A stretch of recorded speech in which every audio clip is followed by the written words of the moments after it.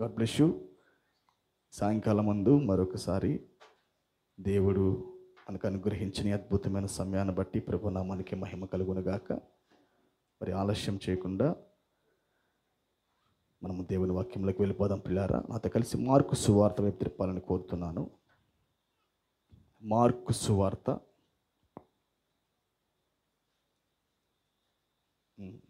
Mark సువార్త 10వ అధ్యాయము.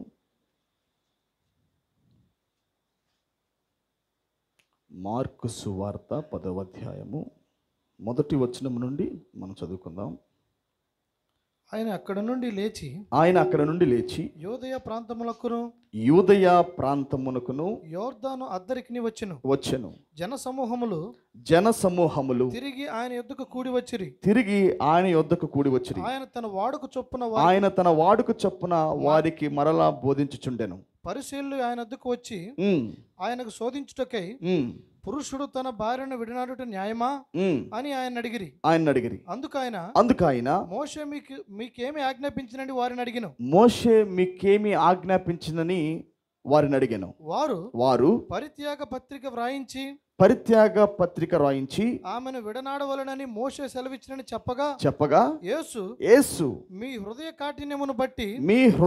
కాఠిన్యమును బట్టి అతడి ఆజ్ఞను మీకు వ్రాసి ఇచ్చెను గాని సృష్టి ఆది నుండి దేవుడు వారిని పురుషునిగాను స్త్రీనిగాను కలుగజేసెను. ఈ హేతువు చేత పురుషుడు తన తల్లిదండ్రులను విడిచిపెట్టి తన భార్యను హత్తుకొనును.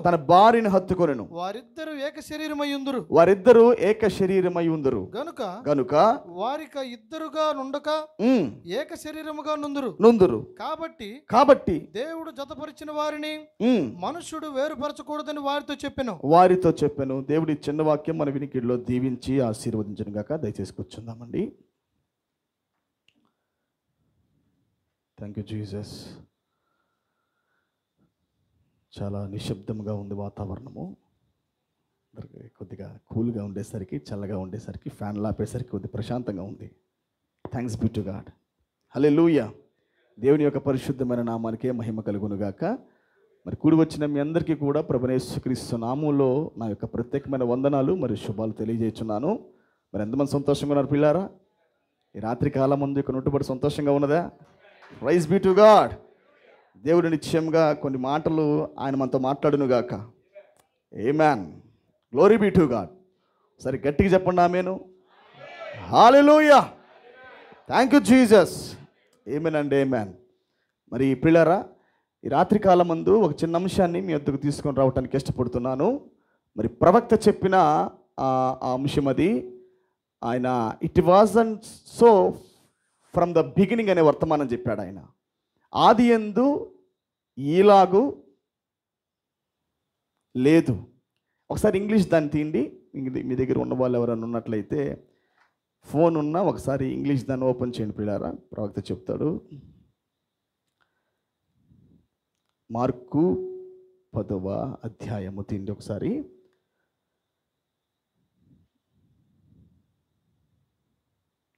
Praise be to God.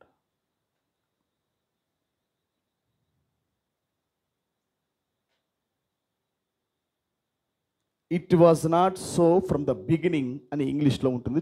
చూడండి కావాలని. ప్రవక్త అంటాడు అక్కడ దేవుడు వాడిన పదము it was not so from the beginning అని. ఆయన 7 పదాల్లో ఆయన ఒక మాటను పలికాడని చెప్పాడు ఆయన ఇంగ్లీష్లో. It was not so from the beginning అని పలికాడంట. ఆమేన్. ఆరంభాన్ని చూపించుటకు ఇప్పుడు జరుగుతున్న కార్యక్రమాలన్నీ ఆదిలో లేవని చెప్పుటకు ఆయన 7 పదాలు అక్కడ ఉపయోగించాడని ప్రవక్త మాట్లాడుతూ ఉంటాడు. సో ఆయన్ని చూపించుకుంటూ 7 పదములు ఎందుకు అని ప్రస్తావించాడంటే, ఆ పదాన్ని ఎందుకు చెప్పాడంటే, ఆయన ఆ 7లో ఆయన ఆరంభాన్ని చూపిస్తున్నాడు అన్న ఉద్దేశంతో ఆయన ఆ మాట పలుకుంటూ వచ్చాడు ఆయన. Hallelujah. Thanks be to God. కొద్ది గట్టిగా చెప్పండి ఆమేను. హల్లెలూయా. మరి చూడండి, మనము ఆదివారం నాడు మాట్లాడుకుంటున్న అంశాన్ని మనం గమనించినప్పుడు పిల్లారా, మనం చూసినప్పుడు ఆదివారం నాడు వధువు క్రీస్తు యొక్క సంపూర్ణమైన మనస్సును కలిగి ఉన్నది. ఇన్ని కాలాలుగా దేవుడి మనస్సును వ్యక్తపరచాలి అని దేవుడు అనుకున్నా ఆ మనస్సును భరించే వాళ్ళు ప్రతి కాలంలో లేకపోయేది. ఆమేన్.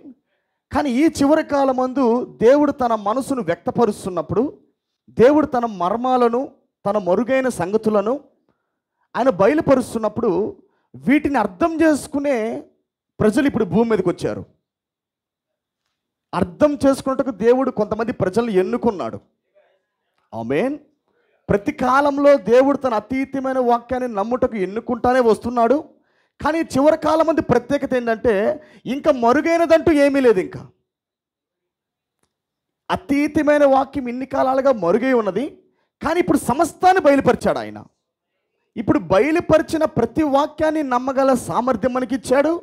అలాగే చెప్పబడిన అతీతమైన వాక్యాన్ని మరి శరీరముగా మార్చుకొనుటకు, విన్న అతీతమైన వాక్యాన్ని, నమ్మిన అతీతమైన వాక్యాన్ని శరీరములో ఆపాదించుకున్నట్టుకు కూడా, అప్లై చేసుకున్నట్టుకు కూడా దేవుడు శక్తిని ఇస్తున్నాడు ఇప్పుడు. ఏమే లైక్ ఏ గాడ్ అంటే దైవములుగా మారే గొప్ప శక్తిని ఇప్పుడు దేవుడు తన కృపను బట్టి మనకు అనుగ్రహిస్తున్నాడు ఆయన. ఇది చాలా గొప్ప కార్యం పిల్లారా. ఇన్ని కాలాలుగా దేవుడు చెయ్యని పని ఇప్పుడు ఆయన వర్క్ చేయటం ప్రారంభించాడు. Very busy with the bride. ఆయన తన వధువులో వాక్యాన్ని మరి శరీరము చేయటానికి, ఏమేనా ఆది యందు వాక్యం ఉండెను, వాక్యం దేవుని వద్ద ఉండెను, వాక్యమే దేవుడై ఉండెను, ఆ వాక్యమే శరీరధారి అయి కృపా సత్య సంపూర్ణంగా మన మధ్యలోకి వచ్చి నివసించెను. ఏమేన్. మరి సహోదరుడు పాట కూడా ఒకటి రాశాడు, ఆ వాక్యమే శరీరధారి అయి గొర్రె పిల్లబారిగా జీవించుచున్నారు. ఏమేన్. ఆ వాక్యమే శరీరధారి అయి ఇప్పుడు గొర్రె పిల్లబారిగా జీవించున్నారు. హల్లెలూయా. ఆయనతో సమరూపమైన స్థానాన్ని ఇప్పుడు దేవుడు మనకి అనుగ్రహిస్తున్నాడు ఆయన. చాలా గొప్ప కార్యం అది. మరి ఇప్పుడు దేవుడు మనస్సు మనకు వ్యక్తపరచబడుతున్నప్పుడు దానిని నమ్ముటకు దేవుడు మనకు సామర్థ్యాన్ని ఇచ్చాడు. ఇప్పుడు దీనిని ఒక కోణంలో ప్రవక్త మరో వర్తమానం కూడా ప్రకటించాడు ఆయన. ఆ వర్తమానం ఏంటంటే ఏ థింకింగ్ మ్యాన్స్ ఫిల్టర్ అనే వర్తమానం చెప్పాడు ఆయన. ఒక ఆలోచన పరుని యొక్క వడపోత సాధనము అనే వర్తమానం చెప్పాడు ఆయన. ఆ వర్తమానంలో చాలా జాగ్రత్తగా నా మాటలు పట్టుకోండి. ఆ వర్తమానంలో ప్రవక్త చాలా తేటగా చెప్పాలి అనుకుంటున్న విషయం ఏంటంటే ఒక మనిషి యొక్క ఆలోచనకు ఫిల్టర్ వేయుట. ఒక మనిషి ఆలోచనలకు ఫిల్టర్ వేయుట. ఫిల్టర్ అంటే ఏంటి? వడపోత తెలుసు కదా. మనం వడపోస్తూ ఉంటాం, చెత్తగా బయటపడేస్తాము, కావాల్సింది మనం రసంగా పోసుకుంటాం మనము. అవునా కాదా?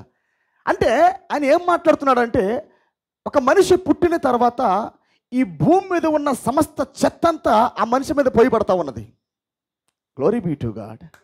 మనిషి మీదకి పాపము అనే క్రూరమైన చెత్త తలంపులు మొత్తం కూడా పోయబడతా ఉన్నాయి. ఎప్పుడైతే మనము తిరిగి జన్మించామో, ఎప్పుడైతే దేవుడు మనల్ని పట్టుకున్నాడో, ఎప్పుడైతే దేవుడు మన నేత్రాలు తెరిచాడో, ఎప్పుడైతే మన ఆలోచన వెలిగింపబడ్డాయో అప్పటి నుండి పిల్లారా మనకి ఒక ఫిల్టర్ ఏర్పాటు చేయబడింది. ఇప్పుడు మనకి ఏది అన్ని మన లోపల పడిపోయి ఇప్పుడు ఏమైనా తిరిగి జన్మించక మునుపు ప్రతి తలంపు మనలో పడిపోయి మేనిఫెస్ట్ అయిపోతూ ఉంటాయి. కానీ ఇప్పుడు దేవుడు మనకి ఒక ఫిల్టర్ ఇచ్చాడు ఆయన. ప్రవక్త అంటాడు అది ఎటువంటి ఫిల్టర్ అంటే అన్ని కాలాలుగా ఉన్న ఫిల్టర్ కాదు ఇది. అన్ని కాలాలకు ఇవ్వబడిన వడపోత లాంటి వడపోత కాదు ఇప్పుడు దేవుడు మనకి ఇచ్చింది. ఎలాంటి ఫిల్టర్ అంటే మరి నేను దాన్ని కొద్దిగా చెప్తాను. మనము మరి మార్కెట్లో మనం గమనించినప్పుడు వడపోత పట్టేటప్పుడు చాలా రకాలు ఉంటాయి పిల్లారా. మీకు తెలుసు కదా, ఎక్కువ సిస్టర్స్కి మీకు తెలిసి ఉంటుంది. మార్కెట్లో వడపోతలు అమ్ముతారు. వడబట్టే కొద్దిగా దాన్ని ఇంకో మాట చెప్పండి, దానికి ఏమంటారు? జల్లెడ. దట్స్ రైట్, జల్లెడ ఉంది. ఈ జల్లెడ మరి మార్కెట్లో అమ్ముతున్నప్పుడు కొన్ని పెద్ద పెద్ద రంధ్రాలతో కొన్ని జల్లెడలు ఉంటాయి కదా. పెద్ద రంధ్రాలతో కొన్ని జల్లెడలు ఉంటాయి. అంటే వాడే విధానం బట్టి మనం జల్లెడలు వాడుతూ ఉంటాం. పనిని బట్టి మనము జల్లెడలు మారుస్తూ ఉంటాం మనము. హల్లెలూయా. ప్రవక్త అన్నాడు ఇన్ని కాలాలుగా వాళ్ళు జల్లెడలు వాడేటప్పుడు ఎలాంటి జల్లెడు వాళ్ళు వాడారంటే పెద్ద పెద్ద రంధ్రాలతో ఉన్న జల్లెడలు వాడారంట. ఏమేన్. చెత్త పడుతుంది వాళ్ళ మీద.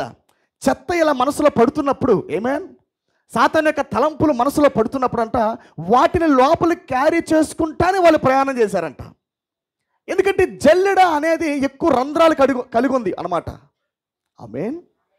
ప్రవక్తల కాలంలో మనం గమనించినప్పుడు రంధ్రాలు పెద్దగా ఉన్న జల్లెడని కలిగి ఉండి, వడపోతని కలిగి ఉండి వాళ్ళు ప్రయాణం చేసుకుంటూ వచ్చారంట. Praise God. అందుకే కొద్దిగా జీవం ఉంది, ఎక్కువ మరణం ఉంది మైండ్లో. జీవము తక్కువ, మరణం ఎక్కువ. హల్లెలూయా. జీవము తక్కువ, మరణం ఏమో ఎక్కువ. ఇప్పుడు ఎంతవరకు ఇప్పుడు జల్లెడ తీసుకొని రాబడిందంటే ఇంకా ఇంతలో రంధ్రాలు కాదు, లేదా ఇంత రంధ్రము కాదు. ప్రవక్త మాట్లాడుతుంది, అసలుకి ఈ ఒక తలంపు పడినప్పుడు ఆ తలంపు తీసుకోలేనంత జల్లెడ. ఆమేన్. ఏదైతే లోపలికి వెళ్ళాలో, గ్లోరీ టు గాడ్, ఏదైతే లోపలికి వెళ్ళాలో అది మాత్రమే వెళ్ళే జల్లెడను ఇప్పుడు దేవుడు మనకు అనుగ్రహించాడు. అదే ప్రవక్త అన్నాడు, ఈ కాలానికి తీసుకొని రాబడిన ఈ గడియ ప్రత్యక్షత కూడిన వాక్యమే నీ జల్లెడై ఉందన్నాడు ఆయన. ఇది నీ మనసులోకి వెళ్ళినప్పుడు ఏదిని చెత్తగా ఎంచుకొని బయట పడేయాలో దానికి తెలుసు. ఏది చెత్తగా ఎంచుకొని బయట ఇస్రయ్యాలో ఈ వాక్యానికి తెలుసు. ఇదే జల్లెడ, ఇదే వడపోత ప్రియులారా. హల్లెలూయా. కాకపోతే అందరి దగ్గర ఒకే జల్లెడ లేదు ఇప్పుడు. Glory to God. అందరి మనసులో జల్లెడలు ఉన్నాయి, చాంబర్ జల్లెడ ఉంది.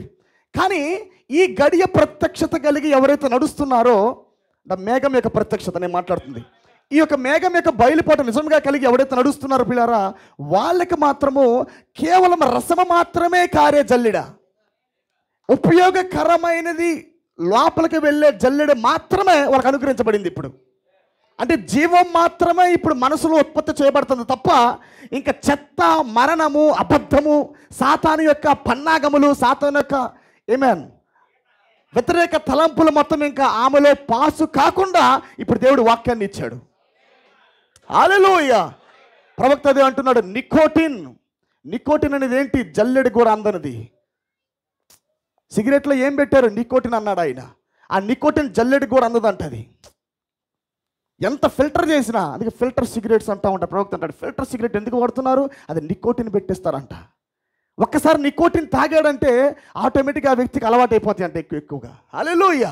ప్రవక్త అన్నాడు, వాక్యం అనేది నీ లోపల పడినప్పుడు, నిజమైన జల్లెడ నీకు ఉన్నప్పుడు పిల్లారా, ఏది పడేయాలో ఆటోమేటిక్గా నీ మైండ్ అదే క్రీస్తు మైండ్. అంటే క్రీస్తు మైండ్ ఎలాంటిది? చెత్త రానివ్వదు. ఇంకా ఇటు జల్లెడైన మైండ్కి ఉంది, ఇటు వచ్చి తగిలి వెనకెళ్ళిపోద్ది అది. ఇంకా అర్థమైంది నా మాట?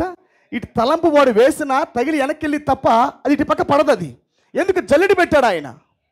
Glory to God. జీవాన్ని మాత్రమే, సమాధానమును, అలాగే జీవాన్ని మాత్రమే కలిగి క్రీస్తు మనసును ఇప్పుడు దేవుడు తన వధువుకు బయలుపరుస్తున్నాడు, మనకు బయలుపరుస్తున్నాడు ఆయన. హల్లెలూయా.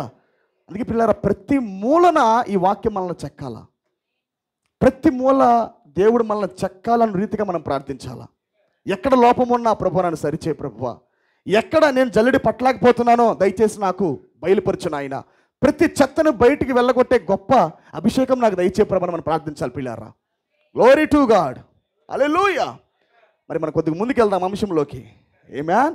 సేమ్ అదే నేను కొద్దిగా హృదయ కాఠిన్యము. ఆమేన్. ఆది యందు ఈలాగు లేదు. ఆది యందు మనుషులకి ఈ మైండ్ లేదు. జల్లెడి పెట్టాల్సిన అవసరం ఆది యందు లేదు, కానీ ఇప్పుడు పెట్టవలసి వస్తున్నది. ఆమేన్.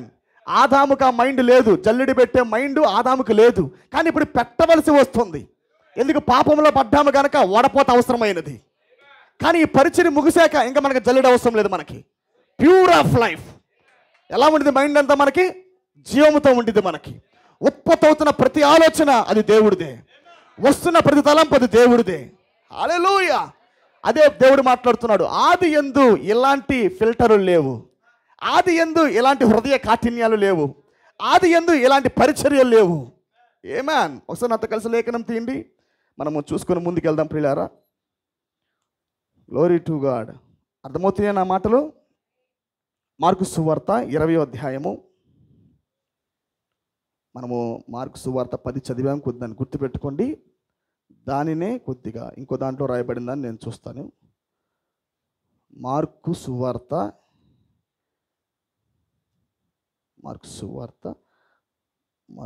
కాదనుకుంటుంది. ఒక్క నిమిషం అండి. లూకా సువార్త, క్షమించండి. లూకా సువార్త 20వ అధ్యాయము.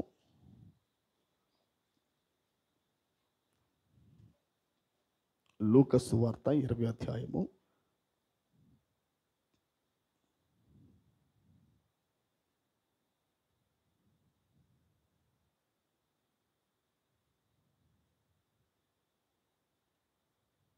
27 నుంచి చదవండి.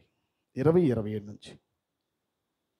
పునరుద్ధానం లేదని చెప్పేది సద్దుకేయులు కొందరు పునరుద్ధానము లేదని చెప్పేడి సద్దుకయ్యలు కొందరు ఆయన యొద్దకు వచ్చి ఆయనను ఇట్లా అడిగిరి, బోధకుడా భార్య బ్రతికి ఉండగా బ్రతికి ఉండగా ఒకని సహోదరుడు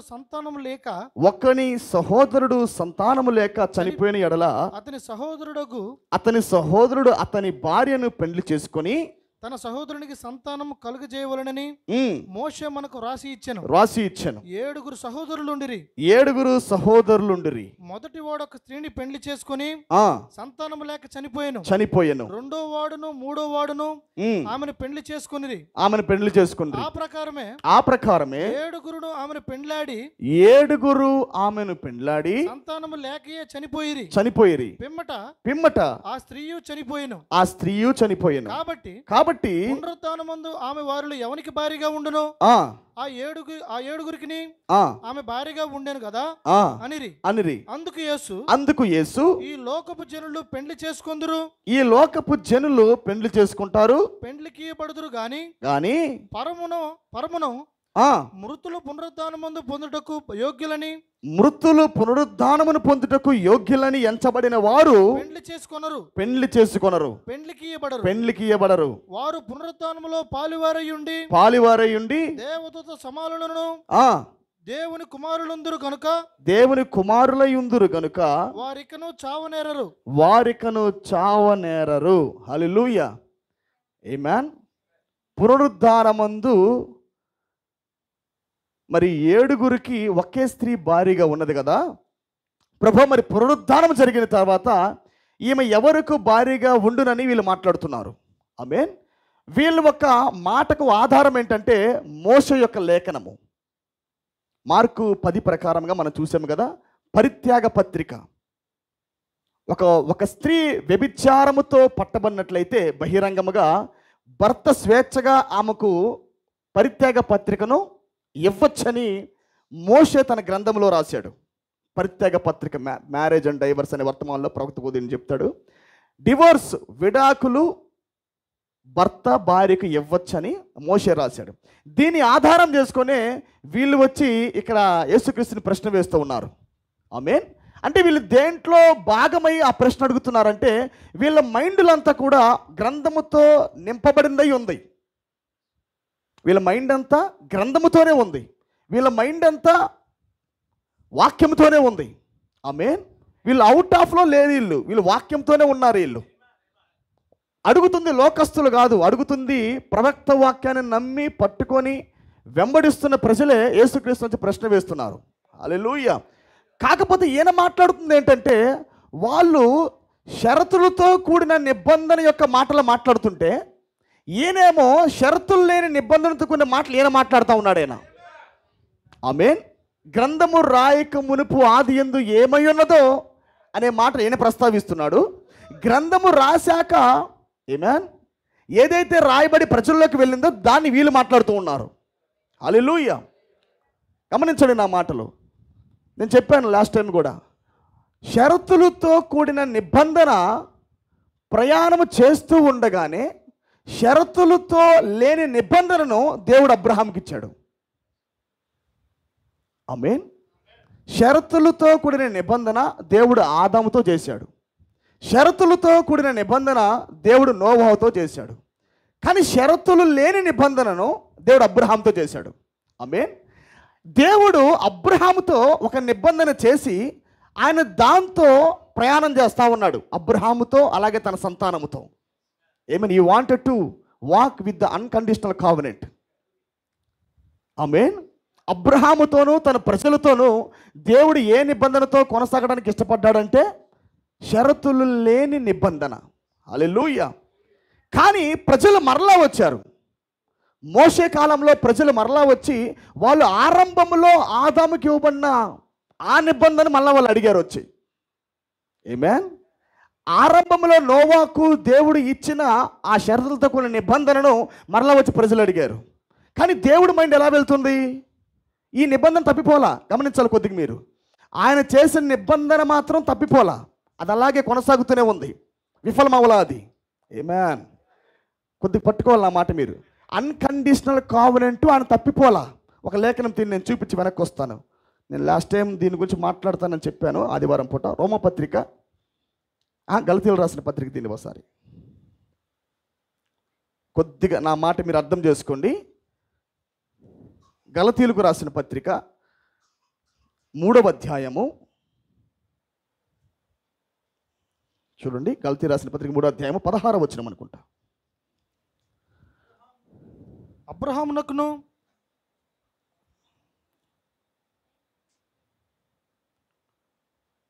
చదవండి. చదవండి. 17 చదవండి. నేను చెప్పున్నదేమనగా 430 సంవత్సరములైన తరువాత 430 సంవత్సరముల తర్వాత వచ్చిన ధర్మశాస్త్రము వాగ్దానమునకును నిరార్థకము చేయనంతగా పూర్వమందు దేవుని చేత స్థిరపరచబడిన నిబంధనను కొట్టివేయదు. ఏ నిబంధన ఇది? అన్కండిషనల్ కావనెంట్ని వచ్చిన ధర్మశాస్త్రము కొట్టివేయదు. ఇంతకీ అబ్రహాంతో దేవుడు చేసిన నిబంధన ఏంటి? మనం చూసాము ఆదికాండం 15వ అధ్యాయము మనం గమనించినప్పుడు గొర్రెపిల్ల, మేకపిల్ల, పావురము, గువ్వ పర్టికులర్గా దేవుడి 4 తీసుకొని రమ్మన్నాడు. ఒకటి గొర్రెపిల్ల, మేకపిల్ల అంటే వధించబడుతున్న గొర్రెపిల్లకి సాదృశ్యం. కల్వరి శిలువలో వధించబడుతున్న గొర్రెపిల్లకు యేసుక్రీస్తుకు సాదృశ్యం. అది గొర్రెపిల్ల, మేక. పావురం ఏంటంటే పరిశుద్ధాత్మది. ఆమేన్. పరిశుద్ధాత్మ. అందుకే గొర్రె పిల్లని వధిస్తాడు కానీ పావురాన్ని వధించడు. చూద్దాం ఒకసారి. తెలుసు అయితే ముందుకెళ్దాం. మనము చూద్దామంటే ముందుకెళ్దాం. దీన్ని ఒకసారి ఆదికాండం 15వ అధ్యాయం దీన్ని ఫాస్ట్ కొద్దిగా అంశము కొద్ది క్లారిటీ మనకి వస్తే బాగుండని నేను వెళ్తున్నాను. ఆదికాండం 15వ అధ్యాయము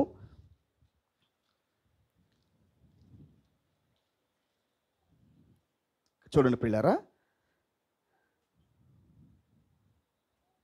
ఆదికాండము 15వ అధ్యాయము 8, 9, 10 చదవండి.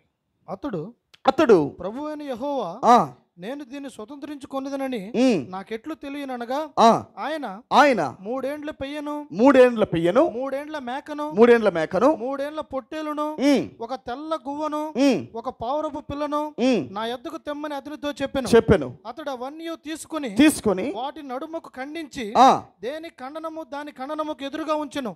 పక్షులను అతడు ఖండింపలేదు. రైట్. అంటే దేన్ని ఖండించాడు అబ్రహాము? అర్థమైందా? స్మిటెన్. కల్వరి శిలువలో వధించబడింది ఎవరంటే గొర్రెపిల్ల. హల్లెలూయా. దాని ప్రవక్త అన్నాడు, అబ్రహాముకు దేవుడు చేసిన నిబంధన ఏంటంటే నాలో ఉన్న భాగాన్ని నీకు ఇస్తానని చెప్పాడు ఆయన. దాని ప్రవక్త అంటాడు, ఇప్పుడు మనం చూసిన లేఖన భాగంలో వాళ్ళు అడుగుతున్నది ఏంటంటే షరతులతో కూడిన నిబంధన. ఒక భర్త భార్యని వదిలిపెట్టినప్పుడు మరలా ఇంకో వ్యక్తి వచ్చి చేసుకున్నప్పుడు ఇవన్నీ వాళ్ళు అడుగుతుంది షరతులతో కూడిన నిబంధన కూడిన వాక్యం అది. కానీ ఇక్కడ దేవుడు చేసిన వాగ్దానం ఏంటంటే షరతుల్లే నిబంధన ఏంటంటే పురుషుల్లో ఉండే స్త్రీ బయటకు వచ్చింది. నాలో ఉన్నదే సంఘములోకి వెళ్ళిద్ది. ఆమేన్. ఆది యందు చేయబడిన వాగ్దానం ఏంటంటే నాలో ఉన్నదే సంఘములో ఉండిద్ది. నాలో ఉన్న రంగులే సంఘములో ఉంటాయి. నాలో నుండే స్త్రీ తీయబడుతుంది. ఆమేన్. హల్లెలూయా. నా శరీరమే మీ శరీరము, నా రక్తమే మీ రక్తము. హల్లెలూయా. మాంసములో మాంసము, రక్తములో రక్తము అన్నాడా? ఆదాం పాట పాడాడా? ఇప్పుడు పరిశుద్ధాత్మ అంటే ఆయన పరిశుద్ధాత్మగా మారిన తర్వాత, పావురం అంటే పరిశుద్ధాత్మ మారిన తర్వాత ఇప్పుడు పరిశుద్ధాత్మ ప్రజల్లోకి వెళ్ళి నివసించి ఆయనలాగా మార్చడం ప్రారంభిస్తూ ఉంది ఇప్పుడు. ఆమేన్. ఇది నిబంధన పిల్లారు. ఆది యందు అబ్రహాముతో దేవుడు చేసిన నిబంధన ఏదైతే ఉన్నదో అది ధర్మశాస్త్రాన్ని దాటి వెళుతుంది. అది అంటే బైబిల్ ఏం సెలవిస్తుంది? ధర్మశాస్త్రము ఆది యందు చేయబడిన నిబంధనను కొట్టివేయదు. క్లారిటీగా వినాలి. ధర్మశాస్త్రం అంటే షరతులతో కూడిన నిబంధన. Covenant, conditional covenant cannot swallowing the unconditional covenant. షరతులతో కూడిన నిబంధన షరతులతో లేని నిబంధన మింగలేదు. హల్లెలూయా. గమనించాలి మీరు. అంటే అబ్రహాంతో దేవుడు నిబంధన చేసినప్పుడు అబ్రహాంతో దేవుడు కదలాడుతూనే ఉన్నాడు. అబ్రహాము వలె ఎవరైతే విశ్వాసాన్ని బట్టి రక్షించబడుతున్నారో వారితో దేవుడు షరతుల నిబంధనతో కొనసాగుతూనే ఉన్నాడు ఆయన. గమనించాలి మీరు. ఇక్కడ మార్గం ఆగిపోలా. షరతుల నిబంధన ప్రయాణం చేస్తూనే ఉంది. ఆమేన్. షరతులతో కూడిన నిబంధన ప్రయాణం చేస్తూనే ఉంది. రెండు నిబంధనలు ప్రయాణం చేస్తూనే ఉన్నాయి ఒకే దగ్గర.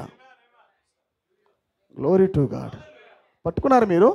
షరతులతో లేని నిబంధన అనంటే దేవుడు చెప్పి చేయమని చెప్పేది కాదు. పలాంది తినాలి, పలాంది తినకూడదని ఆదాముకు చెప్పాడు. పలాంది చెయ్యి, పలాంది చేయకూడదని నోవాతో చెప్పాడు.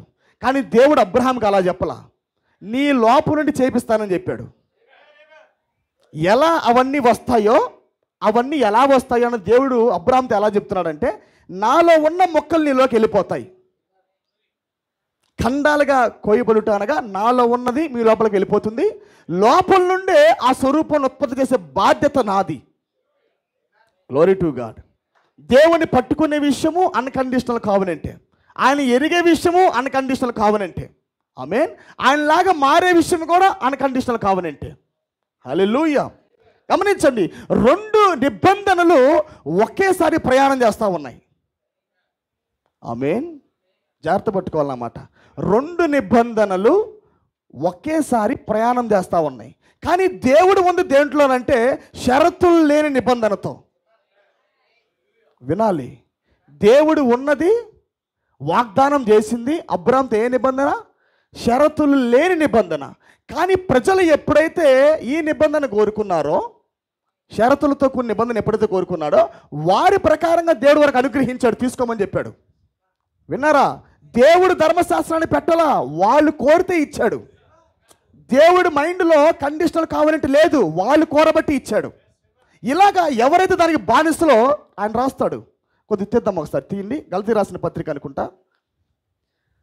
ధర్మశాస్త్రం చేయవాడు దానికి దాసుడే ఉన్నాడని ఆ అపోస్తలుడైన పౌలు మాట్లాడతాడు. చూడండి పిల్లారా, అది 4:8. చూడండి, గలతీ రాసిన పత్రిక 4:8. ఆ కాలమందైతే మీరు దేవుణ్ణి ఎరుగని వారై, అది కాదండి, దానికి కాదు, ధర్మశాస్త్రం అనుకో అని మాట్లాడతాడు ఆయన. కొద్దిగా చూడండి. Praise be to God. అయితే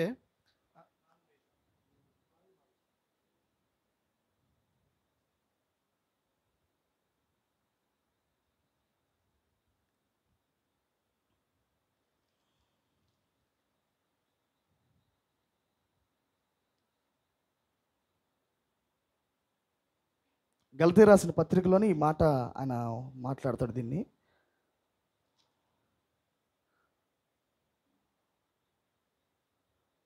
చూడండి, ఒక్కసారి ఆ మాట గమనించండి.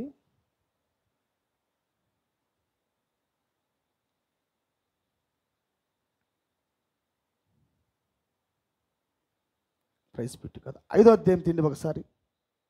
గలతీ రాసిన పత్రిక 5వ అధ్యాయం తీయండి. 3వ వచనం చదవండి. ధర్మశాస్త్రము యావత్తు ఆచరింపబద్ధుడై ఉన్నాడని సున్నతి పొందిన ప్రతి మనుషునికి నేను మరలా దృఢముగా చెప్పుచున్నాను, మీలో ధర్మశాస్త్రం వలన నీతిమంతులని తీర్చబడు వారెవరో వారు క్రీస్తులో నుండి బొత్తిగా వేరు చేయబడి ఉన్నారు. ఆమేన్. ధర్మశాస్త్రాన్ని బట్టి ఎవరైతే నీతిమంతులని అనుకుంటున్నారో వారందరూ బొత్తిగా ఎవరున్నారు? వాళ్ళు వేరు చేయబడి ఉన్నారు. ఇంకో మాట కూడా అంటాడు ఆయన, ధర్మశాస్త్రం ఆచరించేవాడు దానికి దాసులు అన్నాడు. ఆమేన్. కానీ క్రీస్తు ద్వారా మన స్వతంత్రం కలిగింది అన్నాడు ఆయన. అంటే ఆయన మాట్లాడుతున్న విషయం ఏంటంటే, అన్కండిషనల్ కావనెంట్ నేను అబ్రహాంతో చేశాను, ఇది నా మార్గం. ఇంకా గమనించాలి, ఇది నా మార్గము. కానీ మరొక పక్క ప్రజలు దేన్నైతే కోరుకున్నారో వారికి దానికి దాసులు. ఇంకా ఆమేన్. వాళ్ళకి ధర్మశాస్త్రానికి దాసులు. ఎవరైతే ధర్మశాస్త్రాన్ని పాటిస్తూ నీతిమంతులని భావించుకుంటున్నారో వారు బొత్తిగా క్రీస్తు నుండి వేరు చేయబడిన వాళ్ళు. హల్లెలూయా.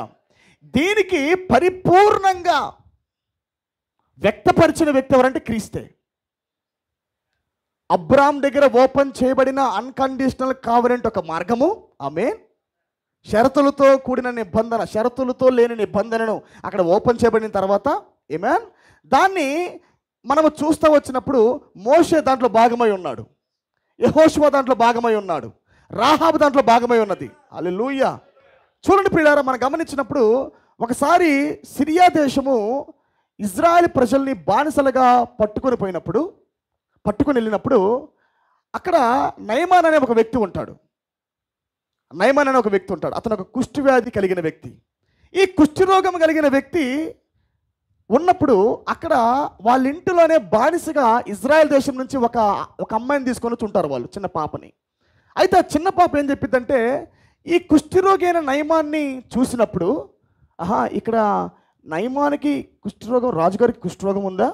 అయితే అమ్మగారు, మా దేశంలో ఒక ప్రవక్త ఉన్నాడు, మా ప్రవక్త ప్రార్థన చేస్తే ప్రతి రోగం వెళ్ళిపోయింది, ప్రతి కుష్ఠరోగం వెళ్ళిపోయింది అని చెప్పి ఈ అమ్మాయి ఆ ఒక తల్లిగారికి, ఆ అమ్మగారికి ఒక వార్త ఇచ్చింది.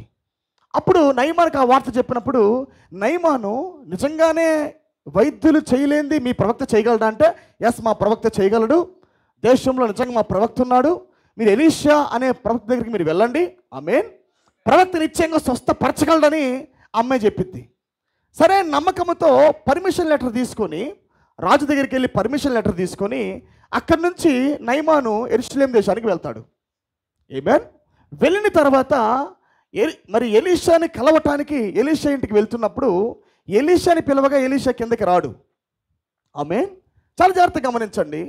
నిజానికి కండిషనల్ కావరెంట్ ప్రకారముగా నిబంధనతో కూడిన, అంటే షరతులతో కూడిన నిబంధన ప్రకారముగా అక్కడ కుష్ఠరోగి వ్యక్తికి స్వస్థత జరగకూడదు. కొద్ది జాగ్రత్త నా మాట మీరు పట్టుకోవాలి. షరతులతో కూడిన నిబంధన ప్రకారముగా ధర్మశాస్త్ర ప్రకారంగా అయితే కుష్ఠరోగం వచ్చిన వ్యక్తి పట్టణం బయట ఉండాలి. ఆమేన్. శాపానికి సాదృశ్యం అది. ఆమేన్. పావురం వస్తే కానీ అక్కడ స్వస్థత జరగదు ఆ వ్యక్తికి. మీరు చూడండి, కావాలంటే యాజకుడి దగ్గరికి మరలా తిరిగి కుష్ఠరోగి వచ్చినప్పుడు అతను ఎటువంటి నియమాన్ని పాటించాలంటే గువ్వను తీసుకొని రావాలా, పరిశుద్ధాత్మ లేకుండా మచ్చల పావు, పరిశుద్ధాత్మ వ్యక్తిలోకి రాకుండా మరకల బావు. ఆమేన్. షరతులతో లేని నిబంధన వచ్చి దాన్ని నెరవేరిస్తే తప్ప ఆ మచ్చల బావు, పొడమచ్చల బావు, మనలో ఉన్న మచ్చ డాగు కలంకాల బావు. హల్లెలూయా. ఇక్కడ గమనించండి, నిజానికి ధర్మశాస్త్ర ప్రకారముగా కుష్ఠరోగి వ్యక్తిని స్వస్థపరచకూడదు, ఆ వ్యక్తి పట్టణం బయటే ఉండాలి పిల్లారా. అయితే ఈ అమ్మాయి ఎప్పుడు ప్రవక్త చేసినట్టు ఆ రోగాన్ని చూడాల. కుష్ఠరోగిని ప్రవక్త స్వస్థపరిచినట్టు మోషే లా ప్రకారముగా స్వస్థత జరిగిద్దని ఎప్పుడు ఈ చిన్నపిల్ల ఎరగల. కానీ ఈ అమ్మాయి దేంట్లో భాగం అంటే షరతుల్లో నిబంధనలో భాగము. అబ్రహాము విశ్వాసంలో ఈ యొక్క చిన్నపిల్ల భాగం ప్రియులారా. బియాండ్ ద స్క్రిప్చర్, రాయబడిన ధర్మశాస్త్రానికి పైగా, అంటే చేయబడిన నిబంధన ఏదైతే ఉన్నదో, ధర్మశాస్త్రము ముందుగా చేయబడిన వాగ్దానంతో కూడిన నిబంధన ఇది కొట్టివేయలేదు. ఇది అమ్మాయిలో మండుతా ఉన్నది. హల్లెలూయా. నిజానికైతే అది గెస్సింగ్ రావాలా, కుష్ఠరోగమా అయితే ఇది చేయలేరు, ఇంకా ఇది ఖచ్చితంగా ఇది జరిగించేది కాదు. ఇది ఇంకోటి అయితే ఖచ్చితంగా ప్రవక్త స్వస్థపరిచేవాడే, మోషే లేఖనం ప్రకారముగా లా ప్రకారంగా నీకు స్వస్థత జరిగేది అని ఆ అమ్మాయి అనాలా. కానీ బియాండ్ ద స్క్రిప్చర్, ధర్మశాస్త్రాన్ని దాటి అక్కడ అతీతమైన విశ్వాసముతో, అబ్రాహ్మిక విశ్వాసంతో అమ్మాయి పలకటం ఆరంభించింది అక్కడ. అందుకే ఎలీషా ప్రార్థన చేయలేదు అక్కడ, బట్ బై ఫెయిత్. ఎవరిది?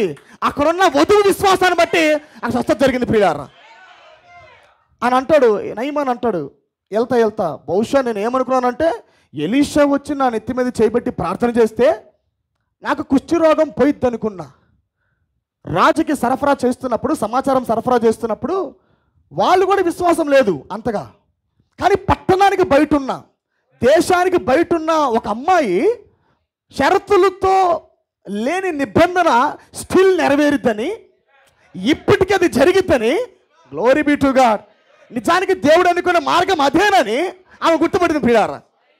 నా మాట మీకు అర్థమవుతుందా? ధర్మశాస్త్రము ముందుగా చేయబడిన నిబంధనను కొట్టివేయలేదు. హల్లెలూయా అని అనుకుంటున్నాడు. ఎన్నో ఎన్నో నదులు ఉన్నాయి ఇక్కడ, దమస్కు మార్గంలో ఎన్నో నదులు ఉన్నాయి. ఆమేన్. గొప్ప గొప్ప నదులు పారుతూ ఉన్నాయి.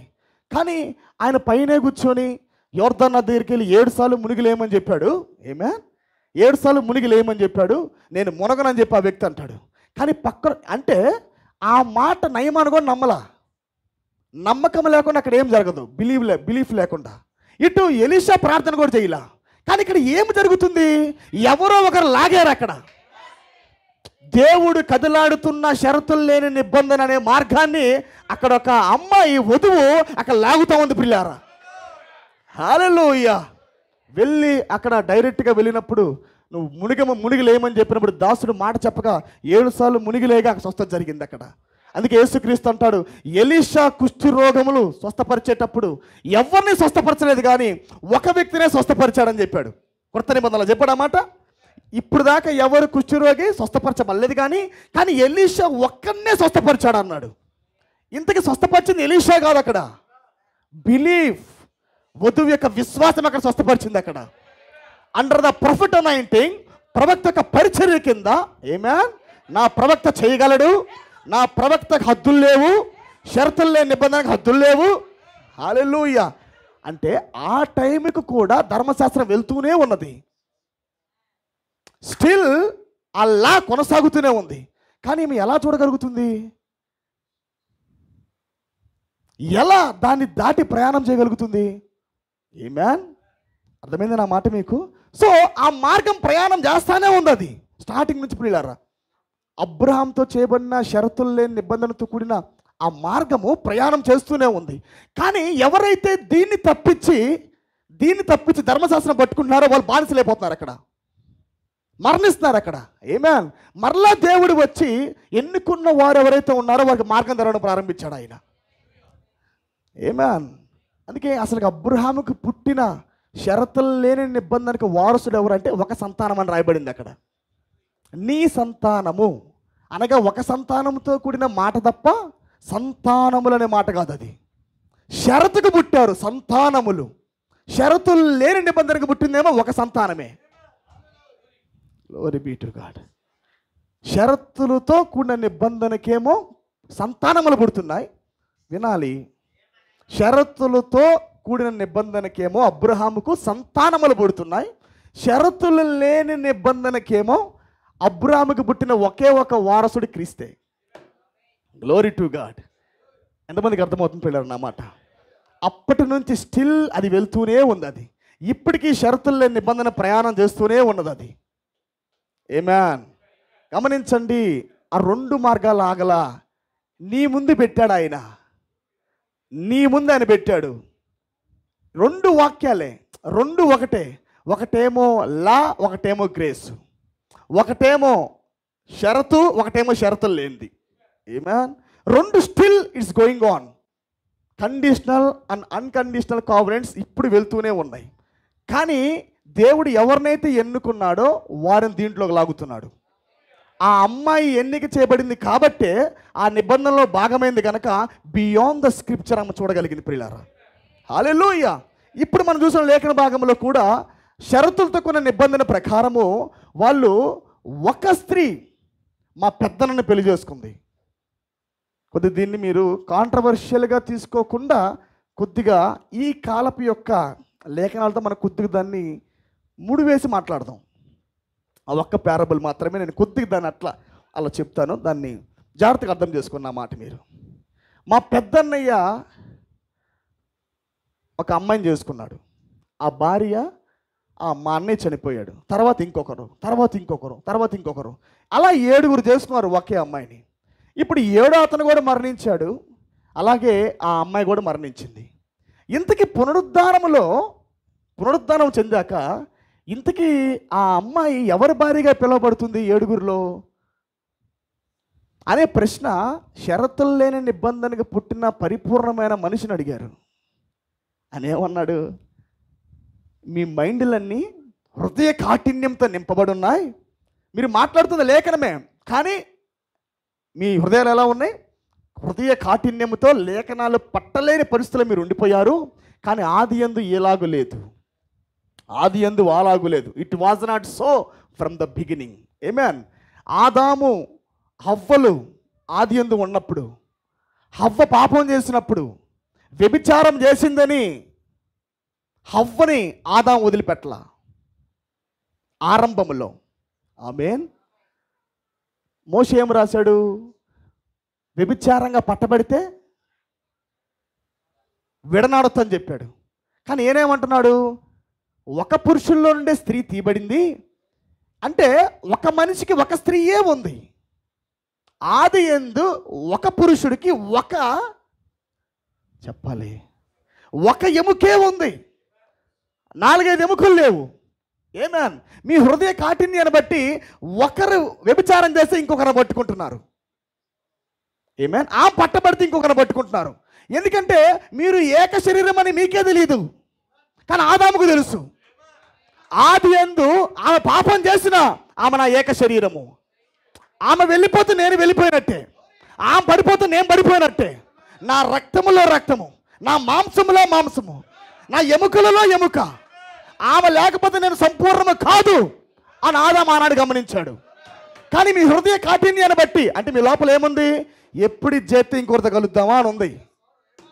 అది మీకు లేఖనము అడ్డొస్తుంది, ఇంకా చక్కగా మీకు దాన్ని సపోర్ట్ చేస్తుంది ఆ లేఖనం ఇంకా మీకు. ఆమేన్. అది దేవుడు రాపిలా.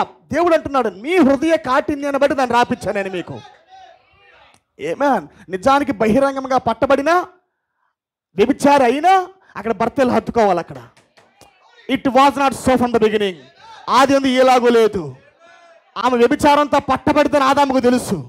ఆమె పట్టబడుతున్నప్పటికీ, వేరే పురుషుడితో వ్యభిచారం చేసినప్పటికీ ఆదాము ఏం చేశాడు? బిగినింగ్లో కమాన్ మై బ్రైడ్ అన్నాడు ఆయన.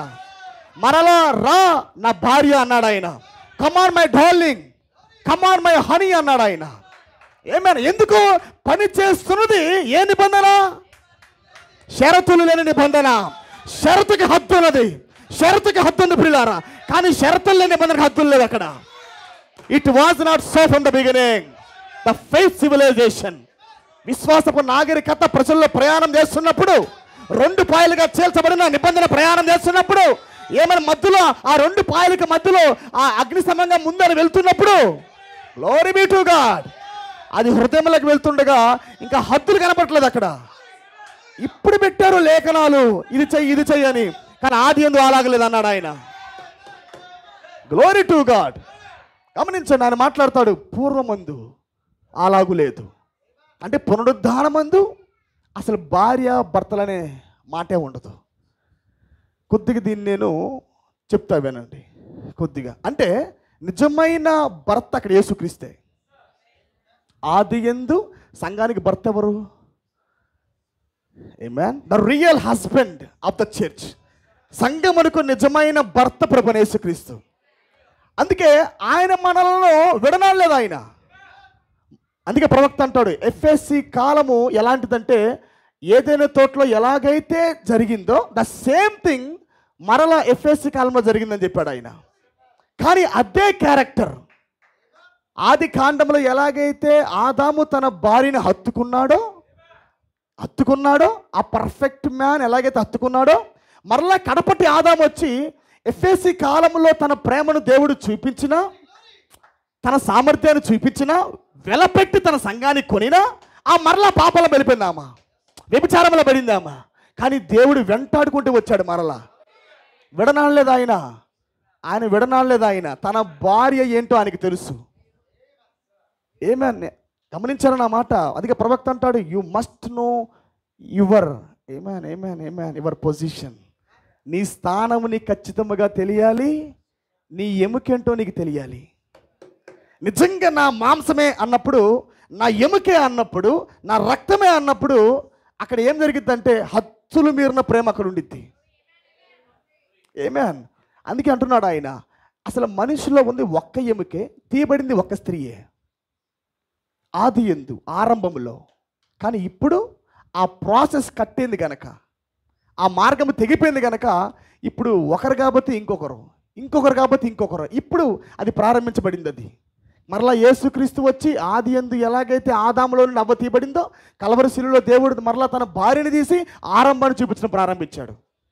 అర్థమైందా? గమనించండి, క్రీస్తు ఎప్పుడొచ్చినా ఆయన ఆరంభాన్ని చూపిస్తాడు. ద క్రైస్ట్ మినిస్ట్రీ, ఎప్పుడు క్రీస్తు ప్రత్యక్షమైనా ఆయన పరిచయం ఏంటంటే ఆరంభాన్ని చూపించుట. వినాలి, షరతులు పెట్టబడని, ధర్మశాస్త్రము రాయబడని మునుపున్న పరిచర్లోకి దేవుడు ఎల్లప్పుడూ తీసుకెళ్తా ఉంటాడు మనల్ని. ఏమైనా గమనించండి, ఆ సమయంలో యేసుక్రీస్తే అక్కడ హస్బెండ్, సమరీ స్త్రీకి హస్బెండ్ ఆయన. నిజానికి ఆయన అన్నాడు, నీ భర్తను తీసుకొని రాపో అన్నాడు. ఇప్పటికే నీకు 5 భర్తలు ఉన్నాడు, ఇప్పుడు ఉన్న 6వ వాడు కూడా నీ వాడు కాదు అన్నాడు. ప్రభువా, నిజంగా 6వ వాడు కూడా నా వాడు కాదు ప్రభువా అన్నాడు. నిజానికి ఆ భర్త ఎవడు? ఆయనే. ఆమేన్, హల్లెలూయా. సేమ్ ఇలాగనే వీళ్ళు కూడా ఇక్కడ మనం గమనించినప్పుడు మొదటి భర్త చనిపోయాడు, రెండో భర్త చనిపోయాడు, మూడో భర్త చనిపోయాడు, 4వ భర్త చనిపోయాడు, ఇలా 7 చనిపోయాడు. ఇప్పుడు 8వ వాడు అక్కడ నిలబడ్డాడు. ఎవరైనా? He's a 8th man. 8వ వ్యక్తి అయిన క్రీస్తు భర్త. అసలు ఆ ఒక్క స్త్రీకి, సంఘానికి భర్తే యేసుక్రీస్తు. ఈ యేసుక్రీస్తుకి ఒక భార్య ఉంది, ఆమెకు ఒక పురుషుడే ఉన్నాడు ఆరంభములో. ఆమేన్. ఎందుకు 7 ప్రవక్తలు? గమనించండి, ఎందుకు 7 సంస్కర్తలు పెట్టబడ్డారంటే, అంటే ఐ మీన్ ప్రవక్త పౌలు, అలాగే ప్రవక్త బ్రన్హాము, వీళ్ళిద్దరు కాకుండా మిగతా 5 రిఫార్మర్ సంస్కర్తలు. ఆమేన్. ఎందుకు ఈ 7 పరిచర్య అని పెట్టాడంటే, వీళ్ళు అడుగుతున్న ప్రశ్న ఏంటంటే, ఆమేన్, ఇంతకీ సంఘానికి ప్రారంభంలో నేను పెట్టే కదా, మొదటిగా నేను కన్నా అక్కడ, తర్వాత ఐరెనస్ వచ్చాడు, తర్వాత తర్వాత ఇంకొకరు వచ్చారు, సంఘానికి నేను కూడా ప్రయాసపడ్డా కదా. ఇంతకి పైకి వెళ్ళిన తర్వాత ఎవరు ఈ స్త్రీకి భర్తగా లెక్కప్పు చెబుతారు? ఆమేన్. ఇంతకీ ఎవరు? అంటే వీళ్ళు అడుగుతారని అనడం లేదు, వాళ్ళకి తెలుసు వాళ్ళ పొజిషను, కానీ ఉదాహరణగా నేను మాట్లాడుతూ ఉన్నా. ఆమేన్. అన్యుల్లో నుంచి బయటకు వచ్చిన తర్వాత ఒక సంఘం, అక్కడి నుంచి మరొక సంఘం, అక్కడి నుంచి మరొక సంఘం, అక్కడి నుంచి మరొక సంఘము. ఆమేన్. ఇట్లాగా ఒక స్త్రీయే ఆత్మీయముగా భర్తలను మారుస్తూ ఉంది. ఆ భర్త చనిపోవటం, ఇంకో భర్త దగ్గరికి వెళ్ళటం, ఇంకో భర్త చనిపోవటం, ఇంకో వ్యక్తి దగ్గరికి వెళ్ళటం, ఇంకో భర్త చనిపోవటం, ఇంకో భర్తని, అట్లా ఆ ఒక ప్రాసెస్ ఆమె కొనసాగిస్తూ ఉంది. వీళ్ళు అడుగుతున్నారు, ఇంతకీ ఎవరు చెప్పాలంటూ అక్కడ అంటున్నారు, ఇక్కడ ఒక 3 ఏళ్ళు, అక్కడ ఒక 2 ఏళ్ళు, ఇక్కడ ఒక 5 ఏళ్ళు, ఇక్కడ 4 ఏళ్ళు, ఇంతకీ ఈమె గురించి చెప్పాల్సింది పైన ఎవరు అన్నారు.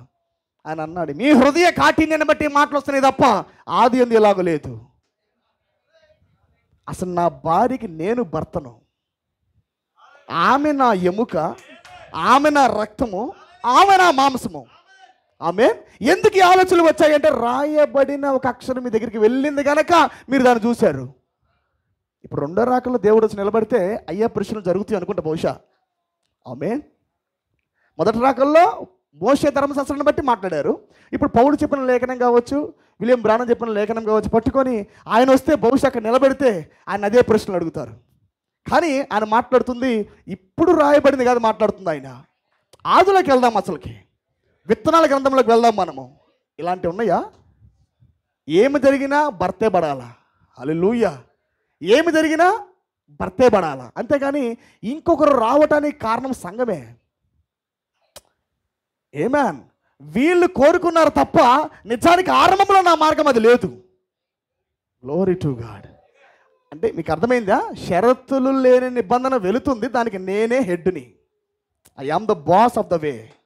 ఆ మార్గానికి హెడ్ నేనే. బట్ ఎప్పుడైతే సంఘం వచ్చి దాన్ని కోరినదో నేను పెట్టవలసి వచ్చింది అక్కడ. వినాలి, నేను ఆ మార్గాన్ని పెట్టవలసి వచ్చింది, వారిని నేను ఆమేన్ స్థిరపరచవలసి వచ్చింది. కానీ నిజానికి ఆ తర్వాత ఎప్పుడైతే 8th మెసెంజర్గా ఆయన దిగివచ్చాడో ఇంకా ఆయన బ్యాక్ చూపించడం ప్రారంభించాడు. ఆరంభంలో ఎలాగ ఉన్నదో ఆ ఏన్షియంట్ వేని చూపించడం ప్రారంభించాడు ఆయన. పట్టుకున్నారా నా మాట మీరు? ఈ వర్తమాన ప్రవక్త చాలా విషయాలు చెబుతాడు. ఇప్పుడు జరుగుతున్నవి ఏవి కూడా ఆది అందు ఉండినవి కాదు.